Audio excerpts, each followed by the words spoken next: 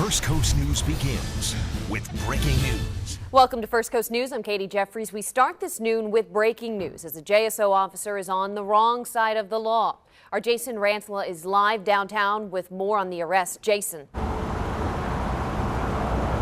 Yeah, well, JSO began their investigation back in April into Officer Frank Holtzman for allegedly live from downtown. Jason RANTALA, First Coast News.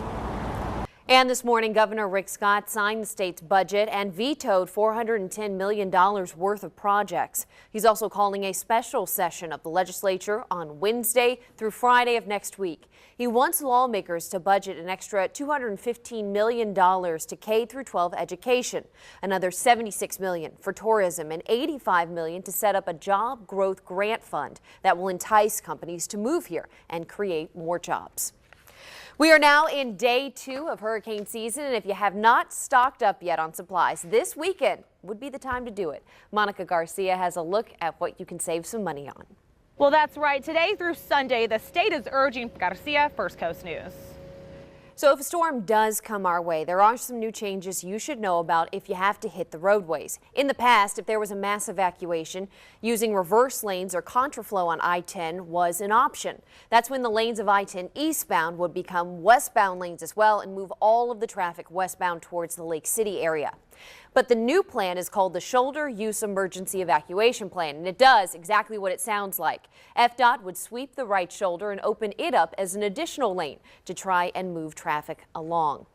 And right now, no storms out there in the Atlantic. Instead, we're just wondering how much rain is in store for today and then through the weekend. I know we have hit that stormy pattern, and it seems like we've got rain chances each and every day on that 7-day forecast. So today, we're expecting another round of stormy skies across the First Coast, and we've actually got our first lightning strikes out just to the north of Folkston. Elsewhere, though, we are mostly quiet. A couple of little leftover sprinkles. Katie. Thank you, Lauren. New at noon, 3 of the so-called Hemming Park 5 protesters went in front of a judge to take a plea deal on charges stemming from a fight at an anti-war demonstration in downtown Jacksonville. Christina Kittle, Thomas Beckham, and William Wilder were arrested in April.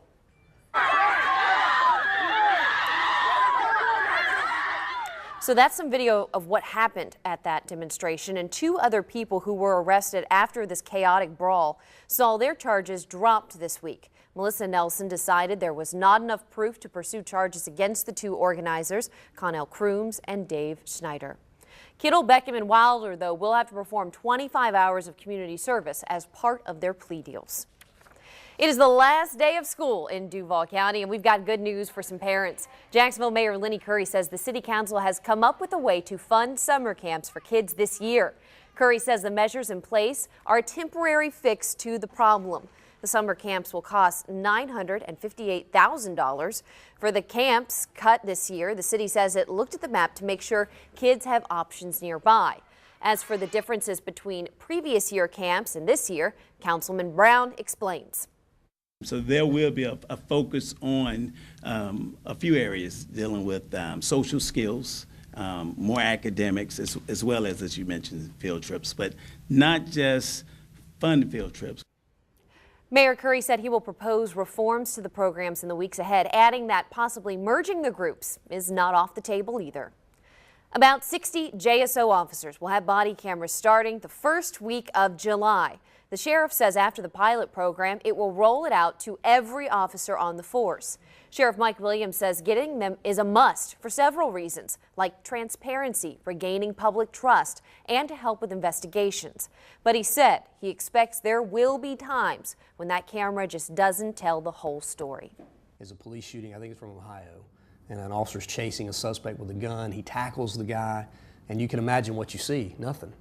You get some, this, stop, and you hear pop, pop. And that was the police shooting. But you do get video or audio, so there's benefits to that. Williams says the program starts in July, will run 6 months. For their main focus, this pilot program section is to put the camera in different places on the uniform to see what works the best. There are new developments in a woman's murder last month in Arlington. Victoria Braddock was found shot in the road on Brookview Drive South and Cortez Road on May 15th. Witnesses say she was pushed out of a moving black SUV. An Uber driver named Charles Rowlands apparently sold the SUV after the shooting, and when police found the buyer, they found, quote, a large amount of blood trace evidence inside, end quote. Rowlands was arrested on Thursday for evidence tampering and will be back in court on the 15th.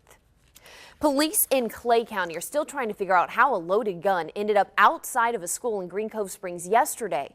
A school custodian found the gun and holster Friday near Shadow Lawn School off of County Road 218.